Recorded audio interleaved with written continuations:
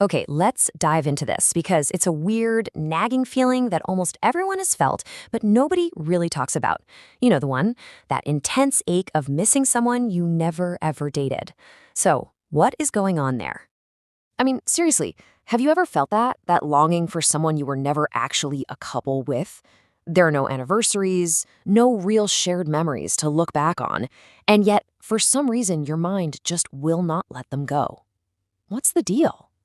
Well, it turns out there is a very real explanation for this kind of phantom pain. And the answer is this fascinating mix of psychology and brain chemistry. And honestly, it's a little darker and way more scientific than you might think. So let's start unpacking this mystery. The first piece of the puzzle is something we'll call the fantasy connection. This is all about why we actually fall for a story, not for the person themselves. Now, this is going to sound totally backwards, but just stick with me because this is the foundation for everything else. Here it is. You don't actually miss the person. So, if it's not the person, then what is it? What we're really missing is the story, the narrative that we built around them, entirely inside our own heads.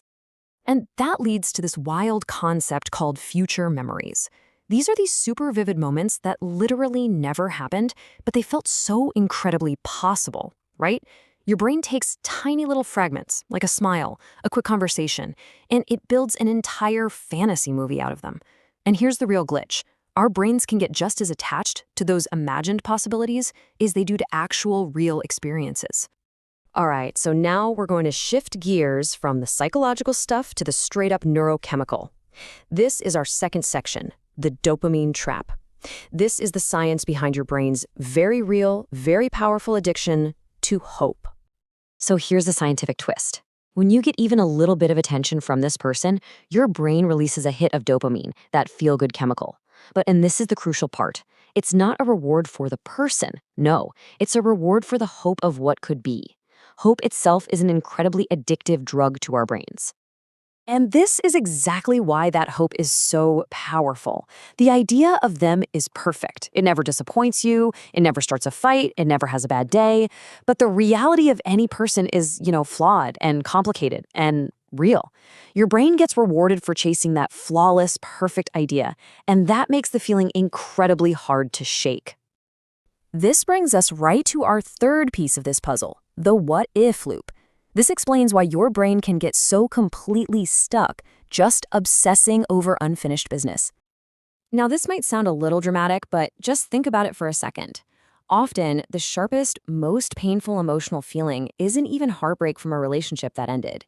It's that lingering sting of the almost, the connection that had all this potential but never actually happened.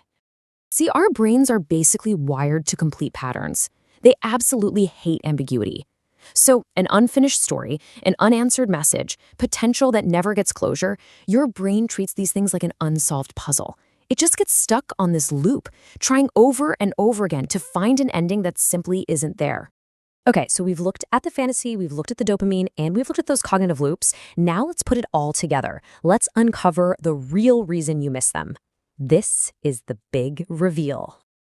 And yep, it all comes back to this one central idea. This is the key that unlocks the entire feeling. It was never, ever about the person. So if not them, then what? Well, you miss the version of you that existed in that moment of possibility. You miss the excitement, you miss the attention, you miss that imagined future, the hope. And ultimately, you're just mourning the incredible feelings that this whole situation triggered inside of you. And that's the core takeaway. It was never truly about them as a whole, complicated person. It was always about that incredible cocktail of emotions that you were experiencing. Okay, so what do we do with this information? Well, this final section offers a really powerful way to reframe the entire experience. It's about grieving a possibility. It's a whole new perspective on how to let go.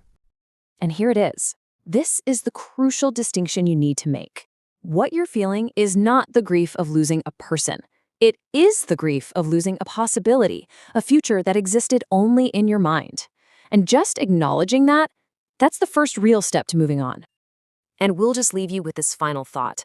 The reason this feeling is so persistent, so hard to shake, is because possibilities are infinite. They're perfect, they're untested by reality, and ultimately that makes them so much harder to forget than actual, messy, imperfect people.